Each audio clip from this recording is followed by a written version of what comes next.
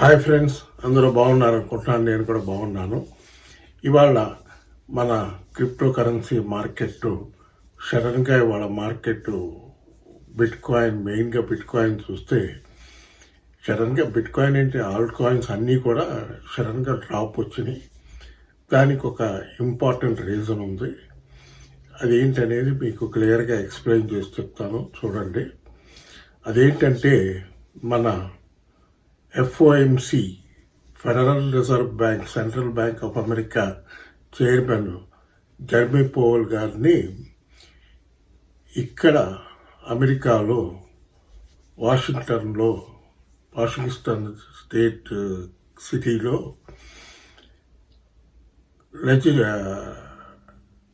White house senate హౌస్లో లోపల testimony అనేది జరుగుద్ది. అట్లా ఆయన్ని జెర్మీ పవెల్ గారిని టెస్టిమనీ చేసి ఆయన్ని అడిగారు, ఎందుకని ఇంట్రెస్ట్ రేట్స్ మీరు తగ్గించను, ఈ సంవత్సరం తగ్గించడానికి వీలు పడదు అంటున్నారు, దేనికి అని అందరూ క్వశ్చన్స్ అడుగుతారు. ఈయన ఆన్సర్స్ చెప్పాలి. మొత్తం టెస్టిమనీ అనేది చాలా ఇంపార్టెంట్. ప్రతి వాళ్ళని టెస్టిమనీ జరుగుద్ది. అట్లా ఇవాళ మార్నింగ్ ఆయన టెస్టిమనీ జరిగినప్పుడు ఆయన మరి వాళ్ళు అడిగిన క్వశ్చన్స్ ఏంటంటే, ఎకనామికల్గా ఇన్ఫ్లేషన్ కూడా బాగా తగ్గింది అంటున్నారు కదా, మరి ఫర్దర్గా ఇంట్రెస్ట్ రేట్స్ ఎందుకు తగ్గించట్లేదు, మీరు ఈ సంవత్సరం తగ్గించాలన్నారు కదా, ఎందుకు తగ్గించలేదు అని అడిగితే ఆయన దానికి సమాధానం చెప్పింది, నేను ఇప్పుడు అర్జెంటుగా తొందరపడిపోయి గబగబా నేను ఇంట్రెస్ట్ రేట్లు తగ్గించను. ఇన్ఫ్లేషన్ అయితే అండర్ కంట్రోల్కి వచ్చింది, అది ఒప్పుకుంటాను. బట్ ఇంట్రెస్ట్ రేట్లు తొందరపడి కట్ చేయము, కొంచెం నిదానంగానే వెయిట్ చేసి చూసి ఇంకా కొంచెం డాటాస్, ఇన్ఫ్లేషన్కి సంబంధించిన డాటాస్ కొన్ని ఇంపార్టెంట్ డాటాస్ రావాల్సి ఉన్నాయి. ఈ జనవరి మంత్కి సంబంధించిన ఇన్ఫ్లేషన్ డాటా నెక్స్ట్ వీక్ వస్తుంది. అది కూడా చూసుకుని ఈ ఎఫ్ఓఎంసి మీటింగ్ ఎప్పుడు జరిగిందంటే జనవరి 28, 29వ తారీఖున జరిగింది. ఆ మీటింగ్లో చెప్పాడు ఆయన, ఈ సంవత్సరం పెద్దగా రేటు కట్లు ఉండవు, 1, 2 అనుకుంటున్నాను అన్నాడు. దాని గురించి టెస్టిమనీ జరిగింది. ఇక్కడ అన్ని ఇంపార్టెంట్, ఈ పెద్ద పెద్ద గవర్నమెంట్ ఎంప్లాయీస్ అందరినీ కూడా వాళ్ళు ఏదైనా డిసిషన్ తీసుకుని ఏదైనా చెప్పారంటే దానికి ఇమీడియట్గా టెస్టిమనీ చేసి ఎంక్వైరీ చేస్తారు. ఏంటి, నువ్వు ఎందుకు అనౌన్స్ చేసావు అట్లాగా ఇంట్రెస్ట్ రేట్లు తగ్గించనని అన్నదానికి వీళ్ళు కరెక్ట్ సమాధానం చెప్పాలి. చెప్పకపోతే తీసేస్తారు, డిపార్ట్మెంట్ నుంచి తీసి పంపించేస్తారు, ఇంటికి బాబు నువ్వు అన్నట్టు. అంత ఇదిగా ఉంటుంది అన్నమాట, సివియర్గా. సో దానికి అవన్నీ ఆన్సర్ చేశాడు. ఇన్ఫ్లేషన్ పరిస్థితి ఏంటి అనేది క్లియర్గా చెప్పాడు. దానివల్ల మార్కెట్ కొంచెం బిట్ కాయిన్ లెవెల్స్ చూస్తే $93,000 వరకు కిందకి డిప్ అయ్యి ప్రస్తుతం నేను ఈ వీడియో చేస్తున్న టైంకి $95,000 దగ్గర ట్రేడ్ అవుతుంది. కొంచెం రేజ్ అవుతుంది మార్కెట్. ఈవెన్ మన క్రిప్టో మార్కెట్ అని కాదు, ఫైనాన్షియల్ మార్కెట్స్ అన్నీ కూడా డ్రాప్ అయినాయి, మళ్ళీ కొంచెం రికవర్ అవుతున్నాయి. ఇది కాక ఇంకొక ఇన్ఫర్మేషన్ ఏంటంటే, టారిఫ్ వార్ ఇంకా కంటిన్యూ అవుతానే ఉంది. నిన్న వీడియోలో కూడా మీకు క్లియర్గా చెప్పాను, టారిఫ్ వార్ అనేది పీక్ స్టేజ్కి వెళ్ళిపోయింది. ఇప్పుడు మిగతా కంట్రీస్ అన్నీ కూడా చాలా సీరియస్ ఇష్యూగా తీసుకుంటున్నారు ఈ టారిఫ్ సంగతి. కనుక ఇది ఎటు జారి తీస్తుందో ఏంటో తెలియట్లేదు. ప్రతి కంట్రీ వాళ్ళు రిటాలియేషన్ చేస్తాం, మేము కూడా మీ అమెరికాలో తయారయ్యి వచ్చే వస్తువులన్నిటి మీద మేము కూడా ట్యాక్స్ వేస్తాం అన్నట్టు చెప్తున్నారు. దీని పరిణామం ఎట్లా ఉంటుందో తెలియదు. ఇవాళ ఇక్కడ ఫిబ్రవరి 11వ తారీఖు, రేపు 12వ తారీఖు, రేపు మోడీ గారు, మన ప్రైమ్ మినిస్టర్ మోడీ గారు ఇక్కడికి వస్తున్నారు ట్రంప్ గారిని మీట్ అవ్వడానికి. అది ఎట్లా ఉంటుంది, ఆ మీటింగ్ డిస్కషన్స్ అయ్యి ఎట్లా ఉంటాయి ఏంటనేది చూడాలి. ఇప్పుడు మీకు కొన్ని ఇంపార్టెంట్ అయిన ఇన్ఫర్మేషన్స్ పెడతాను. ఫస్ట్ మీకు పెట్టాలనుకున్న ఇన్ఫర్మేషన్ ఏంటంటే, ఈ వారం ఇంకొక ఇన్ఫర్మేషన్ చెప్తాను మీకు. ఈ వీక్ కొంచెం థర్స్డే, ఫ్రైడే రోజున చాలా ఇంపార్టెంట్ అయిన డాటాస్, జనవరి మంత్ PCI డేటా వస్తుంది. ఈ ఇంకా కొన్ని ఎకనమీకి సంబంధించిన డేటాస్ వస్తాయి ఇక్కడ అమెరికాలో. దానివల్ల కొంచెం వాలటైల్గా ఉంటుంది మార్కెట్. ఇప్పుడే చెప్తున్నాను మీకు అందరూ కొంచెం జాగ్రత్తగా చూసుకోండి, కంగారు పడిపోకండి. కొంచెం వాలటైల్గా ఉంటుంది మార్కెట్.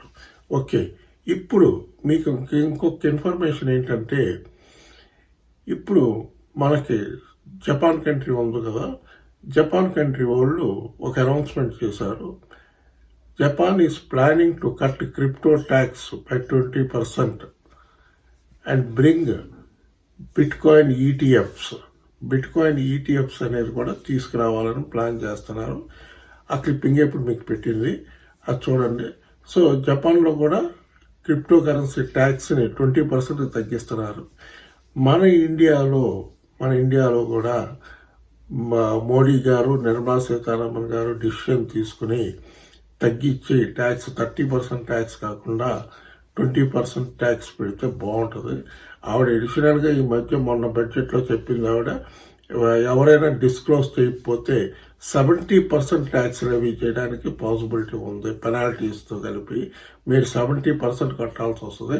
కాబట్టి ప్రతి ట్రాన్సాక్షన్ మాకు ఇన్కమ్ ట్యాక్స్కి మీరు కంప్లీట్గా చెప్పాలి అన్నట్టు అంది. మరి ఏమవుతాయో ఇవన్నీ ఏంటనేది చూడాలి. అసలు ఎప్పుడు రెగ్యులరైజ్ చేస్తారు ఏంటనేది వెయిట్ చేసి చూడాలి. ఓకే, సో ఇప్పుడు ఇంకొక ఇన్ఫర్మేషన్ ఏంటంటే, మన ఉక్రెయిన్ అందరికీ ఇప్పుడు బాగా పాపులర్. రష్యా ఉక్రెయిన్ వార్ వచ్చిన తర్వాత ఉక్రెయిన్ చాలా పాపులర్ అయింది. ఉక్రెయిన్ వాళ్ళు క్రిప్టో కరెన్సీని రెగ్యులరైజ్ చేసి పెట్టారు. ఆ క్లిప్పింగ్ పెడతాను చూడండి. రెగ్యులరైజ్ చేశారు కనుక ఇంకా ఆ కంట్రీలో విచ్చలవిడిగా వాడుకోవచ్చు క్రిప్టో కరెన్సీ అని చెప్పేశారు. బాగుంది. ఇక్కడ వరకు అన్ని కంట్రీస్ పాజిటివ్గానే చేసుకొస్తున్నాయి. జపాన్ కూడా చెప్పాను కదా మీకు, వాళ్ళు కూడా రెగ్యులరైజ్ చేయడానికి రెడీగా ఉన్నారు. రెగ్యులరైజ్ చేసేస్తారు. బిట్కాయిన్ ఈటీఎఫ్స్ కూడా పట్టుకొస్తారు కనుక ఖచ్చితంగా ఇది మంచి పాజిటివ్ న్యూస్. ఇంకొక న్యూస్ ఏంటంటే, మన బిట్కాయిన్లో ఇన్ఫ్లోస్ అయితే బాగా వస్తున్నాయి. మెయిన్గా ఫౌండేషన్స్ అండ్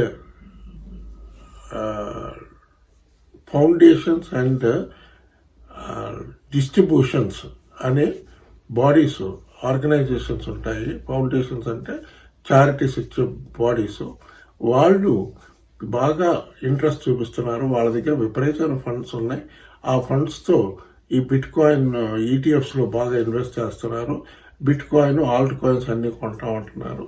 ఇది ఒక మంచి న్యూస్, మంచి ఫ్యూచర్కి, మన క్రిప్టో కరెన్సీ మార్కెట్కి మంచి న్యూస్.